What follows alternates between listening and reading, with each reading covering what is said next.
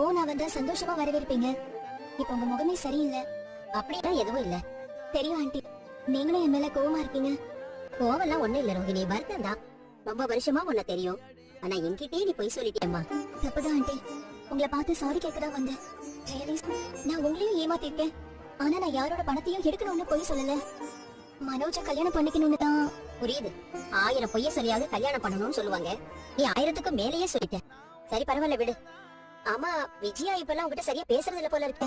ரொம்ப நல்லா பேசுறாங்க ஆண்டி. தினமும் என்ன திட்டிக்கிட்டே தான் பேசுறாங்க. புரியுது, விஜயாவை யாராவது ஏமாத்தினா அவளால தாங்கிக்கவே முடியாது. அதுவும் உன்னை ரொம்ப நம்புனாமா. அவங்கள சமாதானப்படுத்த எவ்வளவோ ட்ரை பண்றேன் ஆண்டி, ஆனா அவங்க மனசு மாறவே மாட்டேங்குது. விஜயாவை பத்தி தெரியாதா? ரொம்ப பிடிவாதக்காரி. ஒருத்தரை ரொம்ப பிடிச்சிருந்ததுன்னா தூக்கி வச்சு கொண்டாடுவா, பிடிக்கலன்னா தூக்கி போட்டு மிதிச்சிருவா. அதுதாம்மா அவ குணம். நீங்க எனக்கு ஒரு ஹெல்ப் பண்ணணும் ஆண்டி. என்ன ஹெல்ப்? ஆண்டி கிட்ட பேசி நீங்க தான் கொஞ்சம் அவங்க கோவத்தை கம்மி பண்ணணும்.